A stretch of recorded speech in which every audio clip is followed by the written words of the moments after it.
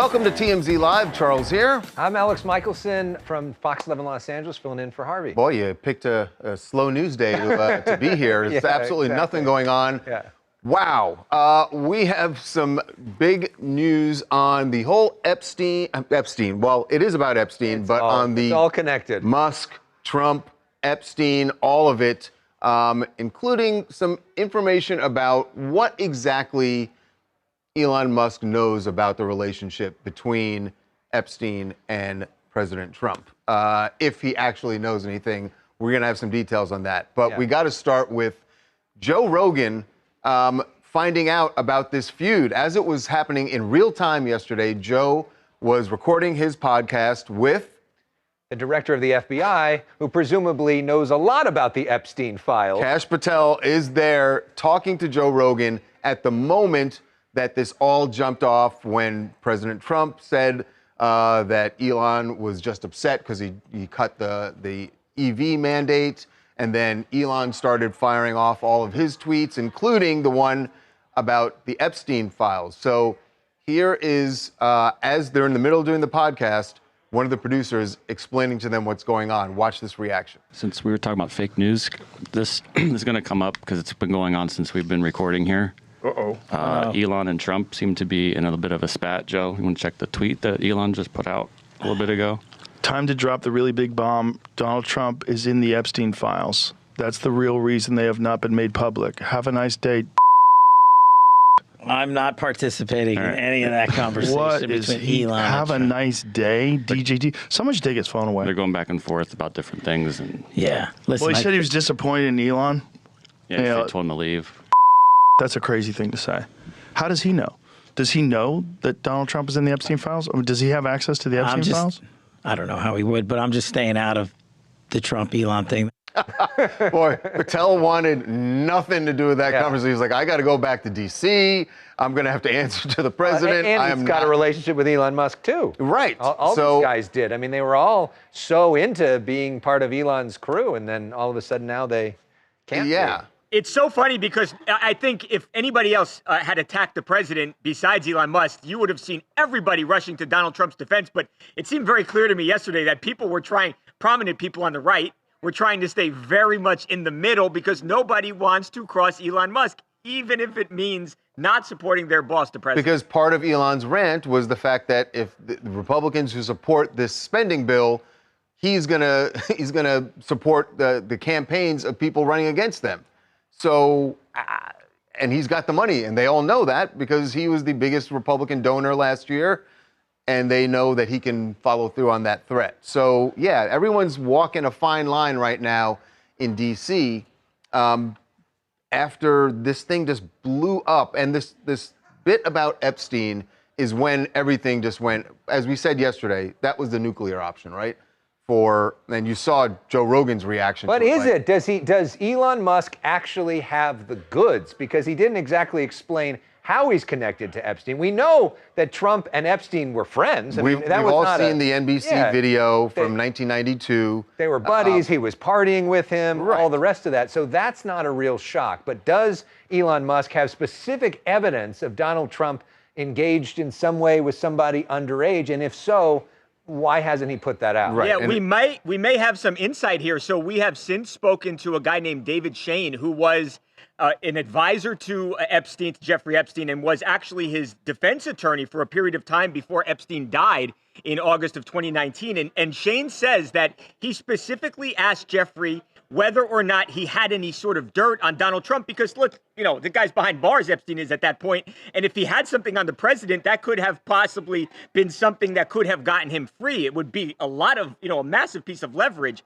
And Shane says that, again, no, Jeffrey Epstein told him there was nothing incriminating or compromising on Donald Trump. Elon, I think, notably, has not been firing off any personal attacks against the president today. In fact, he's been posting a lot of memes and sort of joking about the world's reaction to what happened yesterday. Bill Ackman tweeted out, I support both of them. They should make peace for the benefit of our great country. Elon Musk saying, you're not wrong. Maybe. I just don't know how you come back from what he said throwing out this wild allegation about But Epstein. Trump tends to bring people back into his orbit once they're helpful to him again. I mean, that's also sort of in Trump's playbook. Yeah. Hey, his vice president compared him to Hitler, and now he's the vice president, right? That is an excellent point, Mike. That is an excellent point. So maybe there is hope. I don't know. I just think that there are some lines that get crossed and you can't come back. But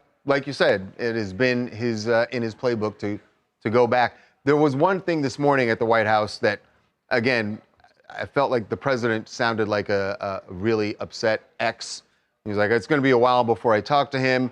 The White House also said that red Tesla that they purchased. Remember when they had the sale out on the car commercial sponsored by the federal government, and which would have been a huge deal if anybody else did it, but seemed to just be okay because Trump did it? Yeah, that car was still parked in a White House lot yesterday when everything blew up, but they said, we're getting rid of it. So can Elon pull out of this? Does he want to? There's some indication, as you said, that he does want to patch things up.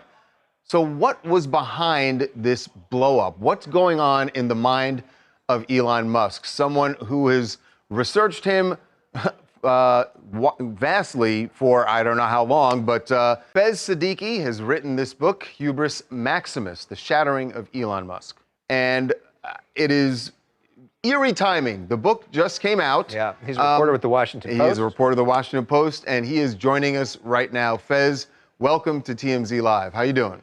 Great to be here. Thank you for having me. I'm good. Yeah, I mean, obviously, you note the timing. This relationship went down in flames quite spectacularly and in a maybe different way than we all could have imagined.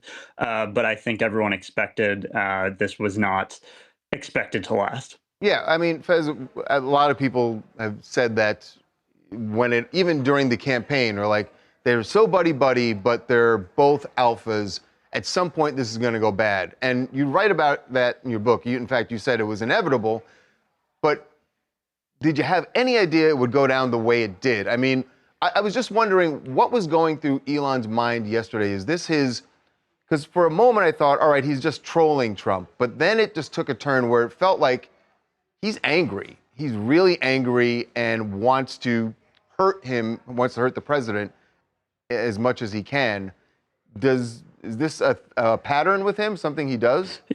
Yeah, that escalation definitely follows a pattern. And something that really struck me about actually Joe Rogan's comment, the take away the phone. I mean, that's been a persistent theme among, Tesla investors over the years. I talked to a Tesla investor yesterday who had just said the same thing, like somebody take the phone away from him. And the fact that people around Elon still have not managed to get control over this. I mean, when Elon was in a feud with the SEC, there was a requirement issued from the courts that he have a Twitter sitter, somebody to monitor his potentially market-moving tweets during the middle of negotiations over the Inflation Reduction Act. So anyone who thinks there's some kind of 4D chess here or that Elon's playing some kind of long game, no, this is the pattern. This is how it goes. And of course, that's also been the pattern with Donald Trump. People for years have said, can't somebody take away his phone? But you've got the president of the United States, the most powerful guy on the planet, and you've got the richest guy on the planet who also owns X. So it's his platform too. So who's going to take him off of that platform when he's the guy who owns it? And I know you've also talked with some Tesla folks who are really upset about what he's doing to the company. Yeah, I mean, these are the folks who are in the lurch. I keep saying it's like in the Batman movie, the people who are on the bridge hanging over the water.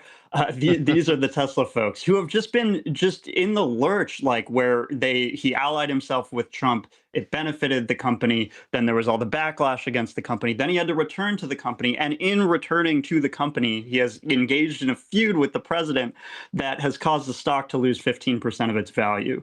So you have to imagine these folks are quite frustrated and they want this to come to any kind of conclusion. Do you think, Fez, that it's sort of ironic that this happened? He leaves his post as an advisor on Friday, and I'm sure Tesla investors are going, okay, good, get him out of the politics. Now we're going to get back to just doing business and everything's going to be fine. And then 2 days later, it is, Yeah, they're it at couldn't just DEF CON. go exactly. It couldn't just go smoothly, right? He couldn't just bite his tongue for a little bit longer. And if truly he is standing by the principle that he wants the deficit to be cut, and his principled position is that it doesn't matter if it affects the fortunes of his company. He wants to cut the deficit. That's one thing. But then when he's lobbing the type of allegation that he's lobbing at the president, then how do you make sense of that? Was he standing by the president and just holding on to that allegation? How important are these government contracts and For subsidies SpaceX, yeah. for SpaceX, for Tesla, for all of Musk's companies? Yeah, it's incredibly important. I mean, SpaceX is not a public company, and so much of its business is, this space flight, right? And so it's not just Starlink, which is like the internet access, but it's shuttling people and goods to and between the International Space Station. And then for Tesla's entire story of profitability hinges on its ability to draw people in with the EV credit, but also sell regulatory credits to automakers who are not meeting their emissions targets. So both of Musk's major companies and his entire empire rests on government help in some way. Real quickly, your gut instinct after studying him so closely, do you think Trump and Musk get back together?